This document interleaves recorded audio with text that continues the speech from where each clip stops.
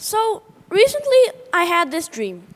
I wake up, a grown man, and as I leave for work, I receive a notification on my phone, and it says, "Your job has been automated. We don't need you anymore.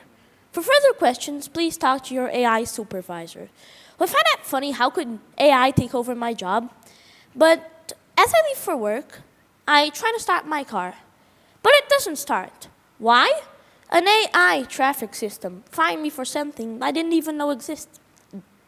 Well, later that day, I received a bunch of messages on my phone blaming me for things I didn't do.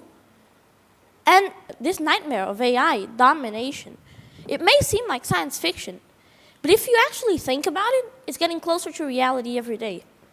And I may be an 11-year-old kid, but I'm worried that with AI, there won't be anything left for me in the future. You know, AI isn't just a tool anymore. It's a force that's reshaping our lives faster than we can imagine. The same force that's promising us so much can also be a dangerous trap. Let's take a look at it. Well, AI all started in 1959, where Arthur Samuel created a computer that could play checkers. Well, yeah, cool. We have that regularly nowadays. In 2023, that's just 2 years ago, AI could write a decent essay, do your homework, something like that.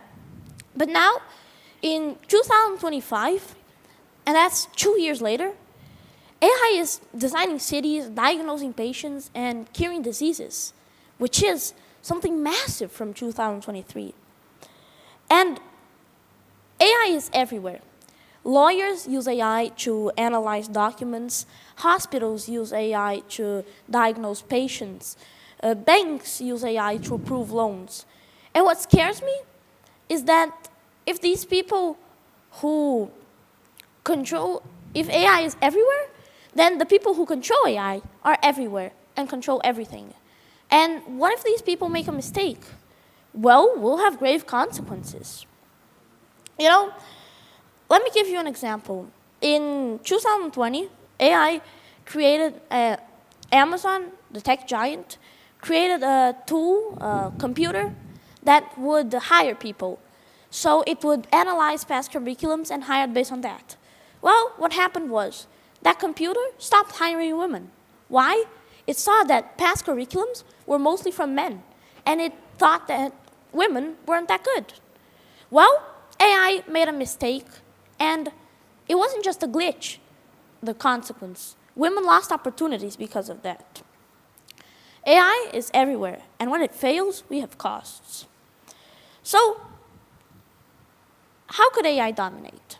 First, AI could take away our power to make choices or to understand how it makes choices, since AI nowadays makes choices for us sometimes, and its choices are like a black box. We don't know where the data came from that it used to make these choices.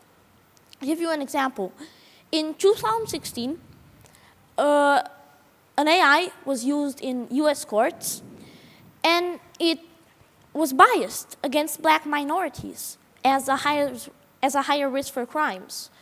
Well, why? Bad data. But we don't know how that data got there and how this AI made that decision. Next, lack of transparency.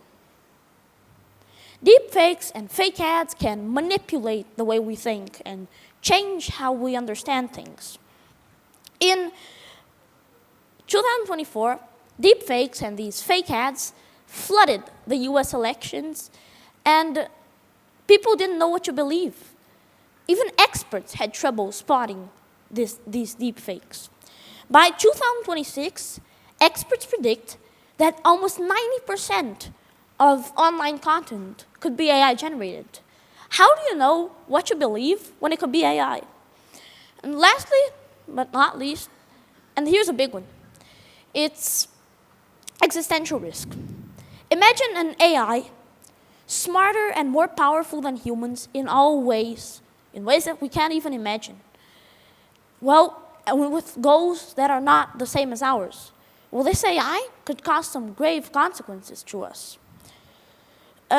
Stephen Hawking said that it's like giving a child a key to a nuclear arsenal. Or better, Nick Bostrom said that we're playing with a bomb that's ticking faster every day. Well, with all these consequences, why can't we stop AI? You know, AI isn't just a problem, we're part of it as well. We love AI's convenience, how it can do our homework or do something much bigger than that while we're watching TV, for example. But the more we use AI, the more we're losing control of how it makes its decisions. Next, AI evolves much faster than we can imagine. As I pointed out in the beginning, only 2 years later, from 2023 to 2025, AI did much bigger things. And since everything follows laws, AI doesn't. Here's the problem. Because AI evolves in weeks, months, but laws take years to be put into practice. So AI doesn't follow any laws. Well, next, companies are racing to make the most convenient AI possible so they can be the most profitable possible. You see, the companies don't care about your safety or what that AI is doing to the world. They want money. And the more convenient the AI is, the more you'll pay for it, because the more it will do while you can be relaxing. You know, in 2023, over 1,000 tech leaders, including Elon Musk, which is a notable figure in the tech industry, signed an agreement asking for AI to slow down. But AI isn't slowing down. It's getting faster. We're amazed, shocked with AI, but we're not trying enough to slow it down. Well, here's the good thing. The future isn't decided. AI is our creation, not our master. And we are the ones who have the power to steer it. How? First, we should demand transparency by asking for companies to show how their AI makes decisions. We don't need to quit using AI, but have an explanation of how AI does what it does. Next, learn about AI. You don't have to build your own ChatGPT, but question the AI you use. How does it make this decision? How does it do this, do that? Next, show people that AI is meant to serve humans, to help us, and not for companies to profit. And lastly, stay human. What's so special about us is that we have feelings, we are who we are, and each one of us is different. Don't let AI take that away from you. Now, let's reimagine that dream I had in the beginning. Imagine AI helping me or helping you instead of destroying you and taking over who you are. Well, that future is possible. We choose what future we're heading for with AI. AI should show who we best are and our best qualities, not the worst ones. The future isn't decided, and we're the ones who can rewrite that. With that in mind, thank you.